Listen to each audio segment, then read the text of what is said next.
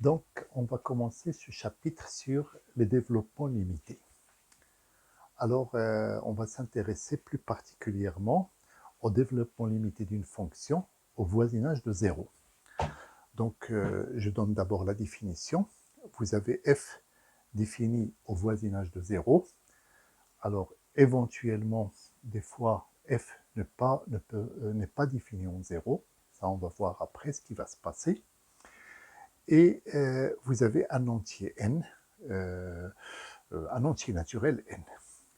Alors, on va dire que f admet un développement limité en 0 d'ordre n, dans le cas suivant, s'il existe des réels que je vais appeler A0, A1, A2, jusqu'à AN, appartenant à R. Tels que, alors, au voisinage de 0, f de x va s'écrire sous la forme d'abord d'une fonction polynôme de degré n dont les coefficients sont A0, A1 jusqu'à AN, donc A0 plus A1x plus A2x au carré plus AN x à la puissance n. Et puis plus petit o de xn. Alors quand je dis plus petit o de xn, ça veut dire plus une expression qui est négligeable devant x à la puissance n. Alors, je vais repréciser c'est quoi cette expression. Déjà, cette partie-là, c'est-à-dire cette fonction polynôme qu'on a là, s'appelle, enfin c'est une fonction polynôme, je peux l'appeler p de x, et donc c'est la partie régulière du développement limité. Alors, une petite remarque, soit f de x, je peux l'écrire comme ça, soit je peux l'écrire sous la forme f. Enfin, f de x est égal à a0 plus a1x plus an x à la puissance n plus x à la puissance n fois y de x, avec limite lorsque x tend vers 0 de y de x est égal à 0. Donc, un développement limité, on peut l'écrire sous cette forme-là ou sous cette forme-là. De toute façon, cette partie-là est négligeable devant x à la puissance n. Donc l'objectif, bien sûr, c'est de donner une expression approchée de f de x au voisinage de 0 par une fonction polynôme de degré n. Voilà. Alors, je vais commencer par donner quelques exemples simples, et puis après, on va voir les propriétés et les caractéristiques de ce développement limité. Alors, je vais commencer par un premier exemple en utilisant un résultat qu'on a vu dans la partie précédente. On sait que sinus x est équivalent à x en 0. Donc ça, c'est un résultat qu'on a vu. Donc ça veut dire que la limite lorsque x tend vers 0 de sinus x sur x est égale à 1. Ou limite lorsque x tend vers 0 de sinus x sur x moins 1 égale à 0. Et bien justement, on pose y de x égale, et bien tout simplement, sinus x sur x moins 1. On a de manière évidente, on a donc limite lorsque x tend vers 0 de y de x est égal à 0. On fait en quelque sorte les choses à l'envers. Alors, à partir de là, c'est-à-dire ça donne que, je le réécris, sinus x sur x est égal à 1 plus yx, et donc, ce qui donne aussi sinus x égale à x, c'est-à-dire je multiplie tout par x, plus x, y de x. Alors bien sûr, là, on est dans cette configuration. j'ai ici un polynôme de degré 1. Bon, elle est tout simple, mais bon, c'est quand même un polynôme de degré 1. Et puis plus x à la puissance 1 fois epsilon de x avec epsilon qui tend vers 0 lorsque x tend vers 0. Donc, qu'est-ce que je peux déduire? Donc, sinus, la fonction sinus, admet un développement limité d'ordre 1 en 0 de partie régulière,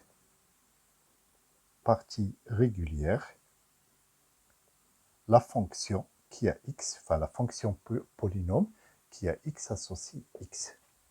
Donc voilà pour ce premier exemple sur les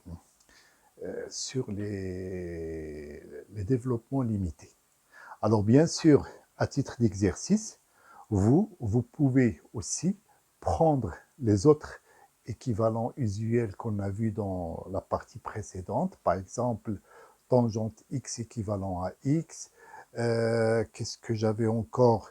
J'avais ln de 1 plus x équivalent à x en 0. J'avais quoi d'autre? J'avais exponentielle de x moins 1 équivalent à x en 0, etc., etc. Donc, vous prenez chacun de ces équivalents classiques et vous essayez, à partir de cet équivalent, en utilisant le même raisonnement, d'avoir un développement limité d'ordre 1 de la fonction en question. Par exemple, de la fonction exponentielle, de la fonction tangente, de la fonction qui a x associé racine de 1 plus x, et ainsi de suite. Voilà. Et puis de la fonction cosinus, puisqu'il y avait aussi un exercice à faire là-dessus. Bien. Alors, on va voir un deuxième exemple plus intéressant, puisque avec les équivalents, finalement, on ne va pas très loin. On a juste un développement limité d'ordre 1.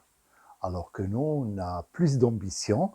On aimerait bien prendre une fonction et obtenir un développement limité d'ordre 2, d'ordre 3, et même, pourquoi pas, soyons fous, d'ordre n, avec n un entier quelconque. Alors, on va essayer avec une deuxième fonction bien particulière et on va profiter de sa particularité pour trouver d'un seul coup, enfin, comme ça, rapidement, et de manière assez simple, et en utilisant des outils très simples, sans développement limité d'ordre n. Alors, on va passer à l'exemple 2. Alors, deuxième exemple. Alors, vous allez me dire, qu'est-ce que ça a à voir avec le sujet? Vous allez voir, je prends x qui appartient à moins 1, 1. C'est-à-dire, ça, c'est considéré comme un voisinage de 0. Alors, n, un entier quelconque. Alors, bien sûr, je ne vais pas me limiter à 0. N, c'est un entier qui est un entier naturel qui est assez grand. Voilà. Et donc, je sais que la somme de k égale 0 à n de x à la puissance k égale, alors ça, c'est la somme des termes, des premiers termes d'une suite géométrique de raison x, puisque ça va donner 1 plus x au carré, plus x à la puissance 3, plus x à la puissance 4, etc., jusqu'à x à la puissance n. Donc ça, c'est 1 moins x à la puissance n plus 1 sur 1 moins x. Donc il n'y a pas de problème, comme x est différent de 1, il n'y a aucun souci, je peux écrire cette expression. Alors, je vais écrire ça d'une autre manière, je vais dire que ça c'est, alors je vais séparer en deux parties. Je vais dire que c'est 1 sur 1 moins x à la puissance n plus 1 sur 1 moins x. Voilà, donc là, j'ai pas fait quelque chose de particulier. J'ai juste séparé les deux termes du numérateur. Et donc là, après, je vais isoler cette partie-là. Je vais dire ainsi, 1 sur 1 moins x égale à la somme de k égale 0 jusqu'à n de x à la puissance k plus, alors là, le xn plus 1 sur 1 moins x, je vais l'écrire sous la forme x à la puissance n multiplié par x sur 1 moins x. Et là, je ne sais pas si vous voyez le lien avec les développements limités.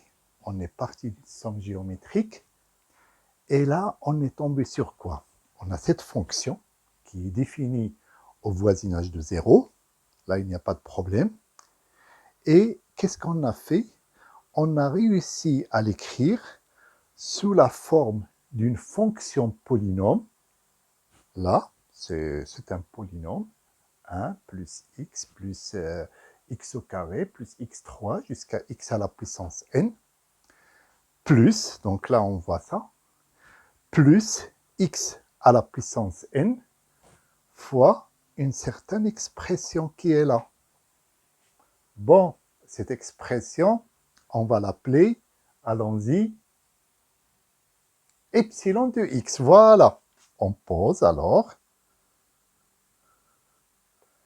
epsilon de x égale à x sur 1 moins x. Bon, on est sur la bonne voie. Est-ce que ça va marcher jusqu'au bout? Qu'est-ce qu'il faut faire maintenant, à votre avis, qu'on a isolé le epsilon de x? Eh bien, il faut chercher sa limite en 0.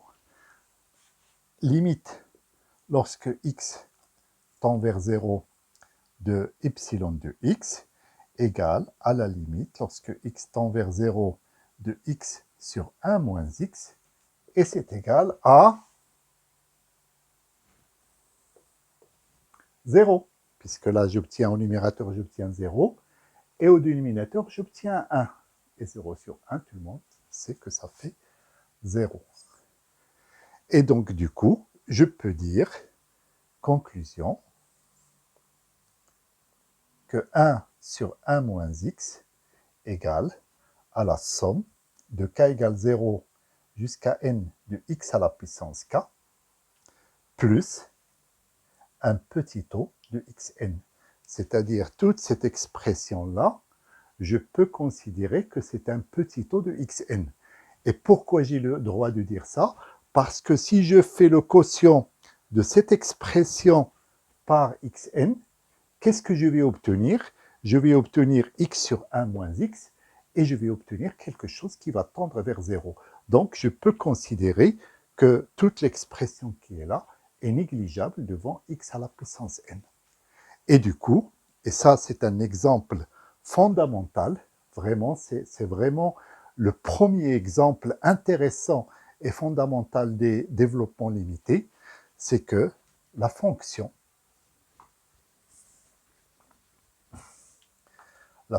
qui a x associe 1 sur 1 moins x admet un développement limité d'ordre n en 0 de parties régulières, le polynôme qui a x associe la somme de k égale 0 à n de x à la puissance k. Alors, ce que j'ai oublié de dire, c'est que ce résultat-là est vrai pour n'importe quel entier. Ça marche à l'ordre 0, ça marche à l'ordre 1, ça marche à l'ordre 2, ça marche à l'ordre 3, ça marche à l'ordre 1000, à l'ordre 5000, à l'ordre 1 milliard. Vous prenez n'importe quel entier, cette fonction admet toujours un développement limité d'ordre n. Voilà. Alors, qu'est-ce que ça veut dire ça? Ça veut dire que si x est proche de 0, et bien tout simplement, au lieu de calculer, au lieu de faire la division de 1 sur 1 moins x, et bien on peut approcher ça par une fonction polynôme, c'est-à-dire un polynôme en x. Et là, l'erreur qu'on va faire, elle est négligeable devant x à la puissance n. Et comme x est très proche de 0, quand on va mettre x à la puissance n, eh bien, ça va donner une erreur très petite. Et plus le n est grand, plus l'erreur est petite et plus l'approximation est meilleure. Voilà. Donc, l'esprit des développements limités, enfin, la première approche et le premier intérêt de développement limité, c'est de donner une valeur approchée des images des réels au voisinage de 0 avec une très bonne précision. Voilà. Alors, on va passer maintenant aux propriétés et aux caractéristiques du développement limité. Et donc, la première propriété qu'on va voir, c'est l'unicité de la partie régulière. Alors, on va lire d'abord la proposition, et puis après, je ne vais pas la démontrer dans le cas général, c'est assez lourd. Pour bien comprendre le mécanisme, je vais la démontrer dans un cas particulier. Et puis après, pour ceux qui veulent aller plus loin, une fois qu'ils ont compris le mécanisme, ils peuvent le faire aussi dans le cas général. Il n'y a aucun problème. Alors, qu'est-ce qu'il dit, la proposition? Il dit, si f admet un développement limité d'ordre n en 0, alors il est unique. Ça veut dire, la partie régulière va être unique. Je ne peux pas avoir deux parties régulières différentes pour un même développement limité. Alors, je vais donner la démonstration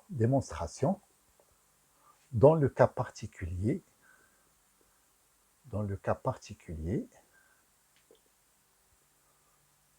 où n égale 4.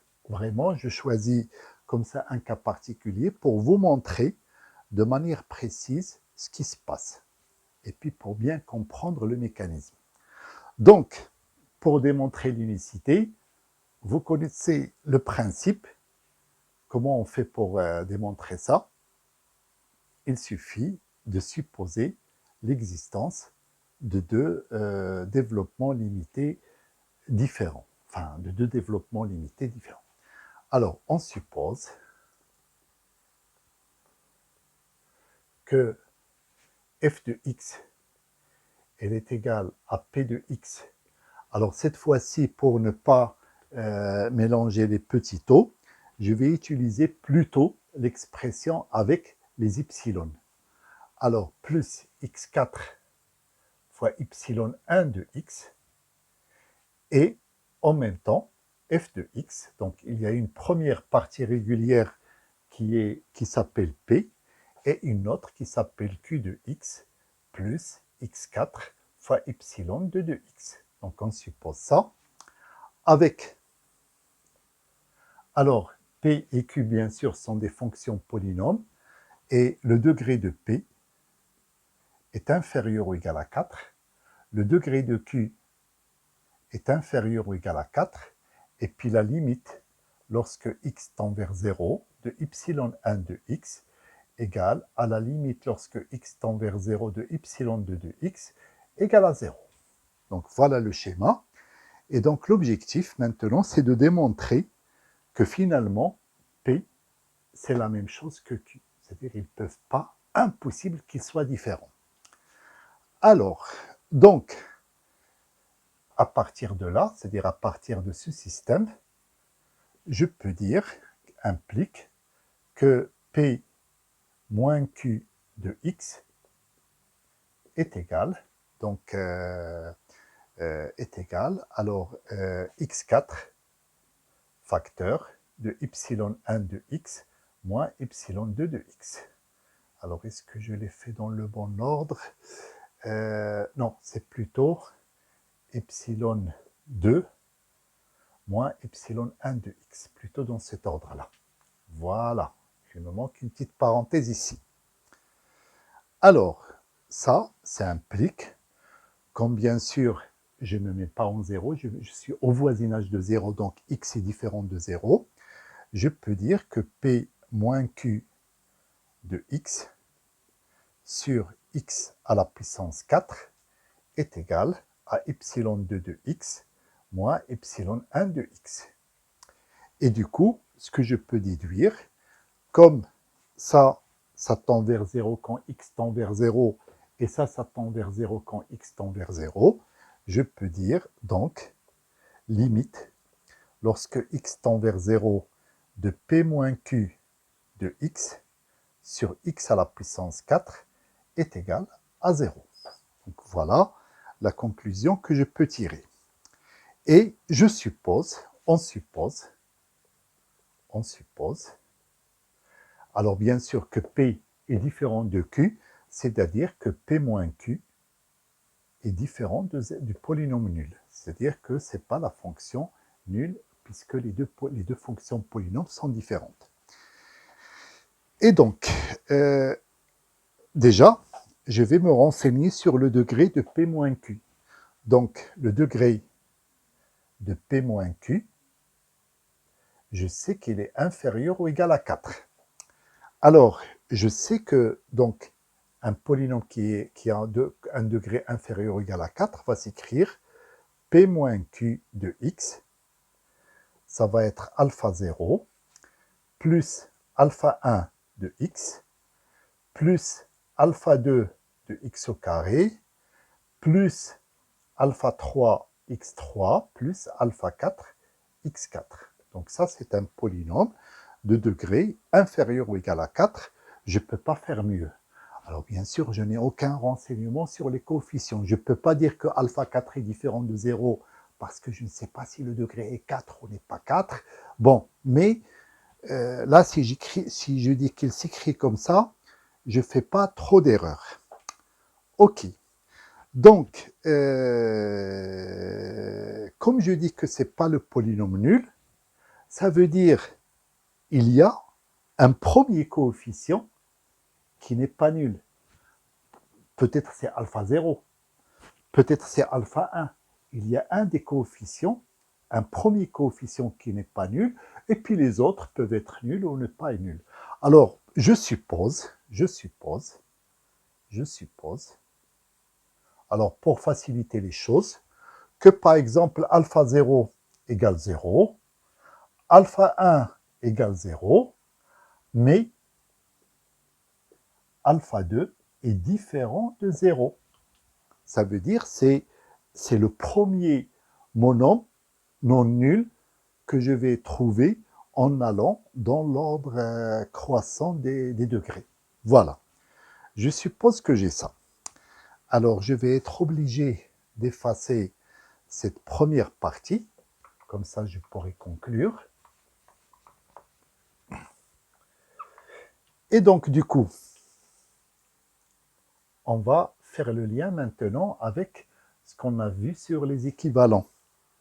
Un polynôme au voisinage de 0, ben déjà je vais écrire P moins Q de x égale à alpha 2 x au carré plus alpha 3 x à la puissance 3 plus alpha 4 x à la puissance 4 x à la puissance 4. Et donc ça s'arrête là.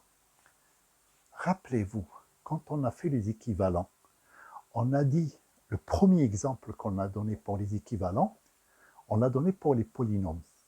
Et on a dit qu'au voisinage de 0, un polynôme est toujours équivalent au monôme qui a non nul, qui a le plus petit degré.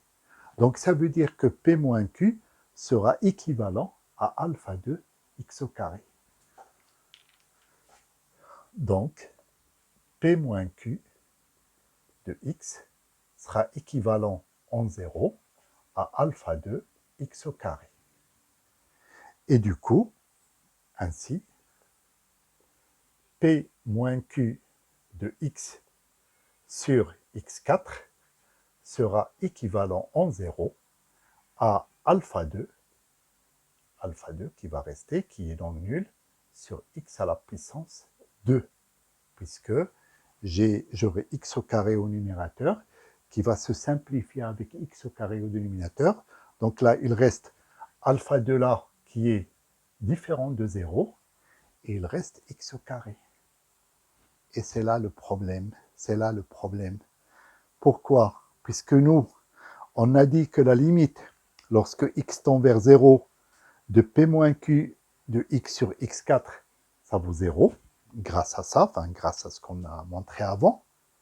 Mais là, on a cette même expression qui est équivalente en 0 à une expression qui ne tend pas du tout vers 0. Limite, lorsque x tend vers 0 de alpha 2 sur x au carré, c'est pas du tout 0, ça va être plutôt, selon le signe de alpha 2, ça va être soit plus l'infini, soit moins l'infini. Donc là, il y a bien sûr une contradiction. Donc, contradiction. Et donc, P moins Q égale au polynôme nul, soit P égale à Q. Donc voilà pour démontrer l'unicité comme ça. Et bien sûr, vous pouvez, si vous le voulez, le faire dans le cas général pour n quelconque. Et là, ça sera exactement le même raisonnement, mais bien sûr, il faut le faire avec des sommes, en prenant par exemple, au lieu de prendre alpha 2 comme ce que j'ai fait là, vous prenez un alpha k où k est le plus petit indice tel que le monôme tel que le coefficient alpha k est non nul.